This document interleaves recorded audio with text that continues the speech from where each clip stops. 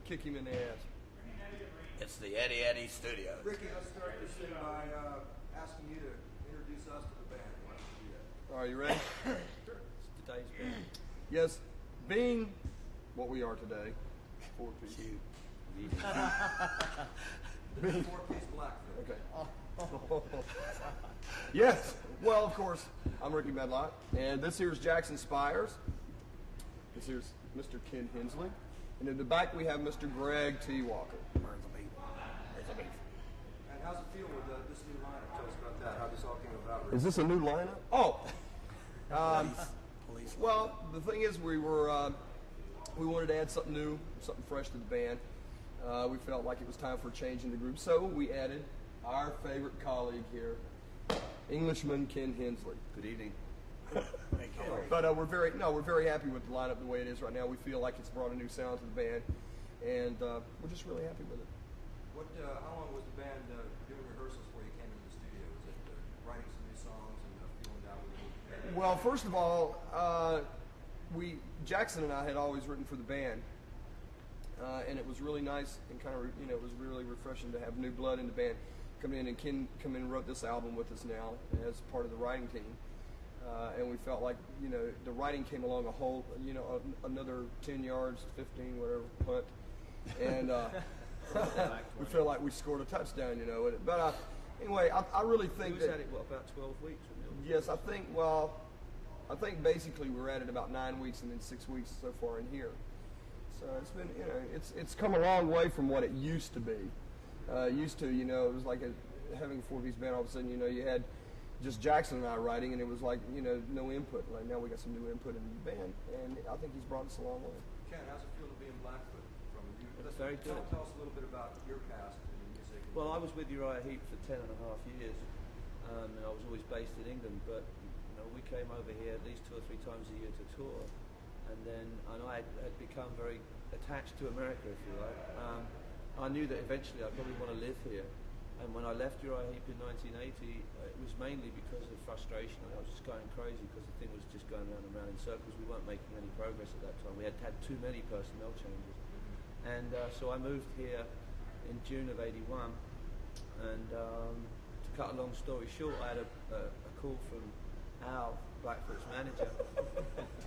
It actually came in directly. It came from somebody saying that they wanted to give me a Hammond organ, and then when I eventually got hold of Al, he said, "Yeah, but there is a catch. You have to join Blackfoot." It was a little harsh. So I hadn't really made up my mind what I was going to do, whether I wanted to be in a band or what I wanted to do. So I went out to Ann Arbor and met the guys, and I knew I didn't want to be in a band. Oh no, not like that. And he's got 5 more minutes. I listened to the music and met the guys, and that's it. I'm real happy. There's a lot of energy in it. Greg, how's it feel having a new guy in the band? Give us a feeling for this. He's all right. For a white boy. Just a little midget. Jackson, you've been writing a lot of the music with Ricky. Now that you got another writing partner here, how's it going for this new album? Well, I'll tell you. We've been trying to stay out of the bars and us so we could write. We're doing pretty good so far. Yeah. You're happy with some of the new material, Ricky? I'm very happy with the material. We were in the first session, and everything came a long way. Now we're back again to to redo some stuff and bring some stuff in a different way, new direction a little bit. And it's like, plus I think we're going to try to lay down some new tunes. We've been writing with some other people too, collaborating, Kenny and myself and Jackson and stuff. So I think we got some other new tunes we might try to see that will fit the format of the album. Right now the way it is, and I'm really happy. I think this is the best today for Blackfoot. I think it's the best effort. I really believe it was the best plan we've done, and I also believe that everybody will definitely notice a change, a difference in the band. What brought you to Eddie Offord and this new studio? Tell us a little bit. Well, first of all, Al had met Eddie through a series of people, and came down to look at the studio. We had always wanted a studio that really gave us, a real live sound. And basically, this is an old theater, and we're used to always playing theaters anyway. I mean, we play theaters, constantly all year long. So it was a natural environment for us. It felt very comfortable. The ambience in here is very great, and plus Eddie, had definitely a proven track record and stuff, and that brought us a lot of excitement. His background as far as rock goes was a little bit different than ours, And when we collaborated, brought it together, the ideas and the input seemed to work. We all seemed to work really well together and to function as a unit, you know, as a team. It's And pretty unique as a studio. yes, It's like recording in somebody's living room. What is unique about it? Well, you haven't got any plate glass or red lights. You cut or me off. Communication problems, stuff like that. No, go ahead. So the difference is usually there's something separating the band from the producer. Well, I think also that the studio is it feels very lived in, okay? And I mean, you know, you're always, here's the producer behind the glass, you know, and here's the band out here. And all of a sudden, you know, it's like very sterile. It doesn't feel homey, you know, like being at home or something, you know.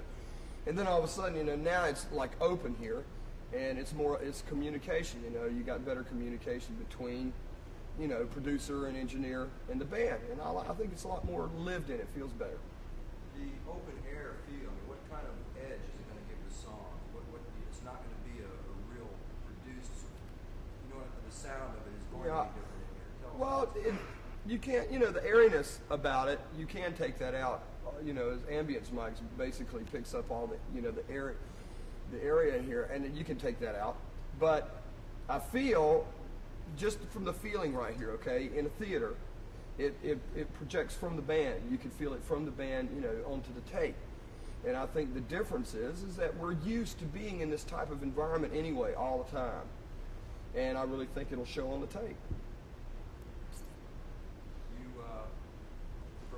This is, how far into this session are you? Are you close to wrapping this album? We're very close. We're within 2 weeks of wrapping the whole session up. We've been in, you know, we were in for 5.5 weeks. We left to go out on the road to do a series of dates and write more, and now we're back in again. So I think within the next 2 weeks, you know, we'll be finished. What songs on this album? Do you have a title for it? No, we haven't really, you know, we're even talking about just calling it Blackfoot, you know. Wow, moon over Atlanta. And it's like, we're just thinking about basically maybe even just calling it Blackfoot, you know, because that's what it is, you know. I mean, at one time we were thinking about calling it Cry the Banshee, and at one time Vertical Smiles, and I don't really know. We're not really certain yet, you know. Ricky Medlock plays Blackfoot, something like that. Yeah. Ken Hensley plays Blackfoot Polo. sings George Gershwin. Out of these new songs, which one do you think is going to lend itself to visuals in the video? Have you considered that at this point? Or is it We've just- considered a lot of, as far as videos, we've considered a lot of the songs. I really think that we did a remake of an old tune called Morning Dew.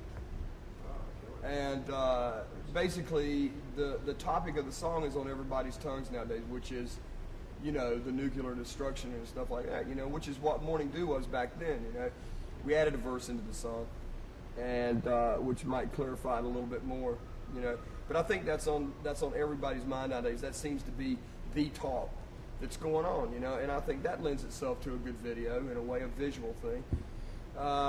There's a couple of them, Heart Beating Heels, Young Girls, and there's several of them that gives way to a visual thing. Would you consider using Eddie's studio here with this great looking, you know, this raw edge and brick wall? Sure, I would even consider using the Crystal Palace, or the Capitol Airport Inn, or the Holiday Inn, or the Ramada Inn, Or the Gateway. or the Gateway Inn, or the Laundromat. Hotel La Rodent. Well, yes, we would. I would consider using the theater as a place to make the video. Even Atlanta, you know, there's a lot of places in Atlanta. You know, boy, is there. There's a lot of places to make videos in Atlanta. Where's home for Blackfoot? On the bus. Definitely. Nobody really has we all like being together, so nobody really has, you know, what you say, a steady home or anything like that. I would really say, you know, basically we were born and raised in Florida, and sooner or later we always go back there anyway, you know, so. But we hang out a lot in Michigan, in Ann Arbor, because our management's office, Al Nally, who's our manager, that's where his offices are. And we hang out a lot there, which is close to Detroit, you know. So either Detroit, New York, Atlanta, Florida, Los Angeles. Phoenix. Oh, good city. Oh. Wherever there's room for a suitcase. Let's kick up these shoes. Let's get a shot of these shoes. Tell us about These were my brother. the rock and roll shoes. Yes, well, they met a faithful death. See, I got over to, I bought these in England. Pull up your cups. Let's see what you got. They're granny boots. Oh, I see. So I got them from some granny. She was a nice old gal. She was a real nice lady. Boy, the clock is slow. He knocked her over the head. And Rock and roll shoes, right? Let me ask you that question about video. What's your approach, the Blackfoot's approach? You work close with the directors and pretty much, hey, we're musicians, you do this, we're just going to play. Well, first of all, when we did the Teenage Idol video, you know, that was, we did Teenage Idol video and a Simeon Angel video, and that was the first time I'd really worked with like a director, producer type thing, you know, and they were really helpful. I enjoyed doing it. I love doing it. As a matter of fact, I like doing the acting and stuff, you know. And the rest of the band just fell right into it. It was very natural. I think it was a very natural thing. You know, we had a lot of fun. Saw a lot of sights of the city, like the Riot House and the desert and the inside of another bus. Like, did you tell the director this is the song and like this is how I envision it, or did you let him story? Yeah, I mean, we had our ideas, you know, that we tried to, you know, put upon him and say, hey, you know, we see it like this or like that, and then he, you know, bouncing ideas back and forth, and basically there was a script essay, you know, to the whole thing. But in fact, a lot of it happened spontaneously. As a matter of fact, like in Teenage Idol, there's an opening shot of a black kid doing like backwards flips and stuff, right? And while we were thinking about making the scene, this kid just happened to come down the street with 3 of his buddies. We seen this kid doing these backwards flips down the street, and we just stopped him and got him to do it. And we said, "What will you do it for?" He goes, "Hey, you got $2 for a bus home?" You know, so we gave him, you know. I said, how about $1? And then there was a street gang, as a matter of fact, that you know, that's in the opening scenes of it too. As they go down the line of them, and they, you know, they were carrying a great big audio briefcase with them, you know, and they stood up there and they stood there and did the whole acting part of it. You know, it was great. There was a lot of spontaneous stuff happened, which was really cool. Oh yeah, it's great, especially the girl with the banana. Let's go one by one, starting with you, Ricky. At this point in Blackfoot's space and time, what's rock and roll to you? What's rock and roll to me? Having fun, living free. Ken? I agree with Ricky, just mainly enjoying yourself and trying to make sure that everybody else that's involved with it enjoys themselves too. Okay, Greg? The greatest thing in the world. Still? Still. After all these years. Oh no, he's waxed lyrical. I Everything. told you about blowing him away.